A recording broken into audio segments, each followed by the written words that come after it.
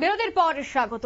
নয়াদিল্লিতে পদভ্রষ্টের ঘটনা এখনো পর্যন্ত সরকারিভাবে জানানো হয়েছে যে 18 জনের মৃত্যু হয়েছে। নয়াদিল্লি রেল স্টেশনে এই পদভ্রষ্টের ঘটনা, দুটি ট্রেন দেরিতে আসায় এই দুর্ঘটনা। আপনারা ছবি দেখতে পাচ্ছেন যে কতটা ভয়ঙ্কর পরিস্থিতি ছিল তখন।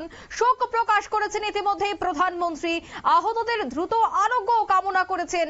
তবে যে ছবি, যে ভিডিও আপনারা দেখতে পাচ্ছেন টিভি স্ক্রিনে, দুটি ট্রেন দেরিতে আসায় কিন্তু বাধে এই বিপত্তি। দুটি ট্রেন সময় মতো না আসায় সেখানে সাধারণ মানুষের ভিড় বেশি পরিলক্ষিত হয়। যাত্রীরা রীতিমতো সেখানে ছোটাছুটি করতে শুরু করে এবং ট্রেন আসা মাত্রই একে অপরকে ধাক্কা দিয়ে যখন তারা ট্রেনে ওঠার চেষ্টা করে তখনই পদভ্রষ্টের ঘটনা। আর এই পদভ্রষ্টে এখনো পর্যন্ত সরকারিভাবে জানা গেছে 18 জনের মৃত্যু হয়েছে। তবে অসমর্থিত সূত্র বলছে যে এখনো পর্যন্ত 25 থেকে 30 জনের মৃত্যু হয়েছে। অসমর্থিত সূত্রের খবর 25 থেকে 30 জনের মৃত্যু হয়েছে। তবে সরকারিভাবে জানা গেছে 18 জনের মৃত্যু হয়েছে। তবে মৃত্যুর সংখ্যা আরো বাড়তে পারে। বিস্তারিত জানবো, টেলিফোন লাইনে যুক্ত হয়ে গেছে প্রতিনিধি সম্রাট চৌধুরী। সম্রাট, নয়াদিল্লি স্টেশনে যে ছবি আমরা দেখতে পাচ্ছি একেবারে ভয়ঙ্কর, বিভৎস, যেখানে দৌড়াদৌড়ি, ছোটাছুটি এবং তার মধ্যে এই বিপত্তি বাধে, ঠিক কি পরিস্থিতি ছিল সে সময়?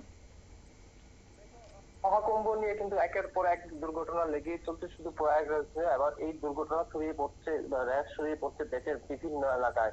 গতকাল সন্ধ্যায়, শনিবার সন্ধ্যায় দিল্লি রেল স্টেশনে পদপিষ্ট হয়ে 18 জনের মৃত্যু হয়েছে। এই পর্যন্ত খবর, পদপিষ্ট হয়ে 18 জনের মৃত্যু হয়েছে। যদিও এই সংখ্যাটা বাড়তে পারে এবং এই সংখ্যাটা হয়তো 30 ছাড়িয়ে যাবে। আহতের সংখ্যা প্রায় কয়েকশো, কম বেশি আহত হয়েছেন বহুকাল। গতকাল সন্ধ্যায় যে ঘটনাটা হয়েছে সেটা হচ্ছে পরপর দুইটি ট্রেন লেট হয়ে গিয়েছিল, প্রায় ঘন্টা খানেক লেট হয়েছিল। তারপরে তৃতীয় লেনটি যখন আসে প্রয়াগরাজ এক্সপ্রেস, সেই ট্রেনে চাপতে গিয়ে যে যাত্রীদের হুড়োহুড়ি শুরু হয়।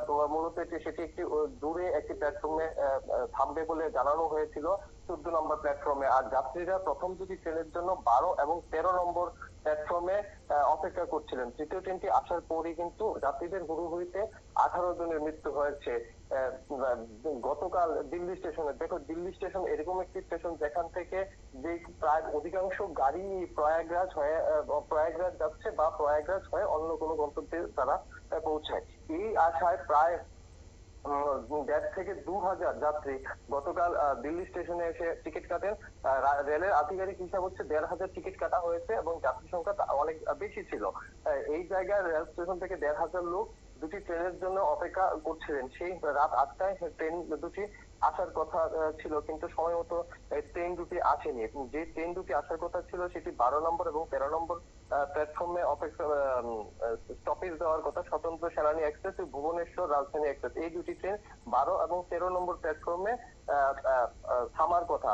অন্যদিকে 2 ঘন্টা পর যখন রাত 10টা নাগাদ 14 নম্বর প্ল্যাটফর্মে প্রয়াগরাজ এক্সপ্রেস আসে, তখনই কিন্তু হুড়োহুড়ি বাঁধে। গোটা ঘটনায় এখন পর্যন্ত 11 জন মহিলা, 4টি শিশু ও 3 জন পুরুষ লোকের মৃত্যু হয়েছে। শনিবার রাতে যে 15 জনকে উদ্ধার করা হয়েছিল, মানে মৃতদেহ স্টেশন থেকে একদম ঘটনাস্থলে মৃত্যু হয়েছে 15 জনের, আর 3 জনের মৃত্যু হয়েছে তোমার স্থানীয় একটি হাসপাতালে। কিন্তু রেলের তরফে জানানো হচ্ছে যে প্রথম স্টেশনে যাত্রীদের তরফে বলা হয়েছে যে রেলের তরফে জানানো হয়েছিল যে প্রয়াগরাজ যে এক্সপ্রেসটি সেটি 16 নম্বর প্ল্যাটফর্মে থামবে, কিন্তু ঘটনাচক্রে সেটি 14 নম্বর প্ল্যাটফর্মে চলে আসে। এবং তুমি জানো যে দিল্লি স্টেশনের মতো অত বড় স্টেশনে একাধিক প্ল্যাটফর্ম, এক প্ল্যাটফর্ম থেকে অন্য প্ল্যাটফর্মে যেতে হলে তোমার যে প্ল্যাটফর্মে যাওয়ার যে ওভার ব্রিজ রয়েছে, সেই সরু ব্রিজ টপ বেয়ে তারপর তোমার অন্যান্য যে প্ল্যাটফর্ম গুলি রয়েছে সেখানে পারাপার করতে হয়। 1,500 টিকিট আধিকারিক ভাবে কাটা হয়েছে বলে রেলের তরফে জানানো হয়েছে। 1,500 লোক একটি স্টেশনে ভিড় করছিল, তাও আবার দুটি পরপর ট্রেনের জন্য। দেখো একটি স্টেশনে এত ভিড় সামাল দেওয়ার মতো কিন্তু জায়গা পরিকাঠামো থাকে না। সেই জায়গায় যখন দুটি ট্রেনের যাত্রী একসঙ্গে জমা হয়ে যান, তখন কিন্তু পরিস্থিতি অনেকটাই বেলাগাম হয়ে যায়। গতকাল রাত্রেও কিন্তু এই ঘটনা আগে থেকেই কিন্তু রেল পুলিশের যে তৎপরতা, রেল পুলিশকে কিন্তু গতকাল এই ঘটনায় কিন্তু যথেষ্ট ব্যাক পেতে হয়েছে। ঘটনার পরপরই কিন্তু রেল পুলিশের যে অতিরিক্ত বাহিনী সেটা মোতায়েন করা হয়েছে, পাশাপাশি দমকল বাহিনীকে খবর দেওয়া হয়েছিল, যার ফলে অন্তত আপাতত যে মৃত সংখ্যাটা সেটা 18-র মধ্যে সীমাবদ্ধ রাখা গেছে। যদিও স্থানীয় যারা ঘটনাস্থলে ছিলেন তাদের দাবি সংখ্যাটা আরো বেশি। এখন পর্যন্ত সরকারি আধিকারিকভাবে 18 জনের নামই জানানো হয়েছে।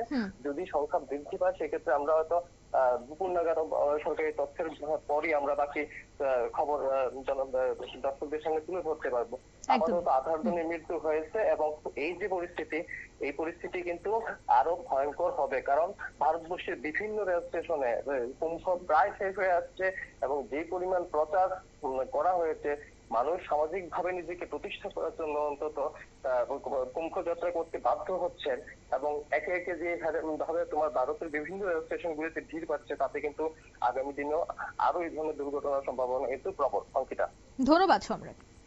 অর্থাৎ শোক প্রকাশ করেছেন ইতিমধ্যে প্রধানমন্ত্রী, এক সেন্টেলে তিনি শোক জ্ঞাপন করেছেন। অন্যদিকে নয়াদিল্লির এই ঘটনাকে কেন্দ্র করে যারাই গুরুতর আহত অবস্থায় বর্তমানে হাসপাতালে রয়েছে তাদের সরকারিভাবে সমস্ত চিকিৎসা করানো হবে, সরকার সমস্তটা চিকিৎসার খরচ বহন করবে। তবে একের পর এক এই ঘটনাকে কেন্দ্র করে কিন্তু আতঙ্ক আরো বাড়ছে। নিয়ে নিচ্ছি বর্তমানে ছোট্ট একটি বিজ্ঞাপন বিরতি, খুব দ্রুত ফিরে আসছে।